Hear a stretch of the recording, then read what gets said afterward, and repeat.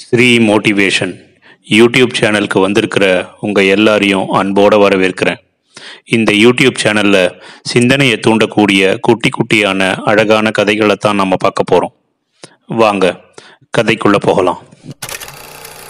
இன்னைக்கு நம்ம பார்க்க போகிற குட்டி கதை, யார் துறவறம் கொள்ள முடியும். சுவாமி விவேகானந்தர் அவர்கள் சந்நியாசம் மேற்கொள்ள விருப்பம் கொண்டார்.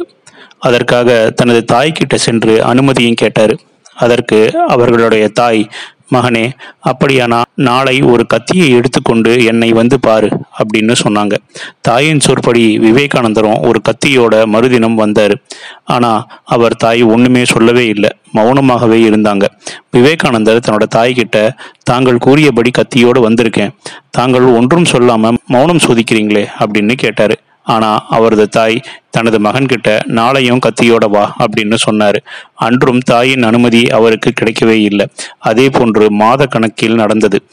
ஆனாலும் அனுமதி கிடைக்கவே இல்லை. இதனால விவேகானந்தர் வருத்தமுற்றாரு. இருப்பினும் தாயின் கட்டளைப்படி தினந்தோறும் கத்தியோடு தாயின் முன்னாடி சென்று நின்று கொண்டிருந்தார்.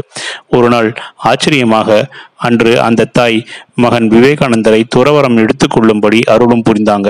அதை கேட்டு வியப்படைந்த விவேகானந்தர், தாயே, மாத கணக்கில் தாங்கள் மௌனம் சாதித்துவிட்டு இன்று அனுமதி கொடுத்திருக்கீங்க, அதன் காரணத்தை நான் தெரிந்து கொள்ளலாமா அப்படின்னு அவர் கேட்டார். உடனே அந்த தாய், மகனே, நேற்று வர நீ கொண்டு வந்த கத்தியின் கூர்மையான பாகத்தை என்னை நோக்கியும் பாதுகாப்பான அடிபாகத்தை உன்னை நோக்கியும் வச்சிருந்த. இன்றுதான் கூர்மையான பாகத்தை உனது பக்கமாகவும் ஆபத்தில்லாத அடிப்பாகத்தை என்னை நோக்கியும் கொண்டு வந்த. அதாவது ஆபத்து விளைவிக்கக்கூடிய பாகத்தை உன்னை நோக்கியும் ஆபத்தில்லாத அடிபாகத்தை என்னை நோக்கியும் கொண்டு வந்திருக்க. ஆபத்து விளைவிக்கக்கூடிய பாகத்தை உன்னை நோக்கி வைத்து கொண்டிருந்தது உன் தியாக மனப்பான்மை காட்டுகிறது. துறவரம் அப்படிங்கிறது பிறருக்கு பாதுகாப்பாக அமைய வேண்டும். ஆகவே உன்னை நம்பி வருபவர்களுக்கு ஆபத்து உண்டாகாது என்பது உறுதி. தியாக மனப்பாங்கை கொண்ட ஒருவர் தான் துறவரம் போன முடியும். அந்த பக்குவம் உனக்கு வந்துவிட்டது. இனி நீ துறவரம் மேற்கொள்ளலாம், எனது ஆசிகள் அப்படின்னு அம்மா சொன்னாங்க. அதை கேட்டதும் விவேகானந்தர் அவர்கள் கூறிய அர்த்தத்தை முழுவதுமாக புரிந்து கொண்டு அவர்களை வணங்கி ஆசியும் பெற்றார். சந்நியாசம் அப்படிங்கிறது ஒரு தூய அன்பின் வெளிப்பாடு. அதை புரிந்து கொண்ட பழைய காலத்துல இருந்தவங்க எல்லாருமே அதன் அர்த்தத்தை புரிந்து கொண்டு சந்நியாசம் மேற்கொண்டாங்க.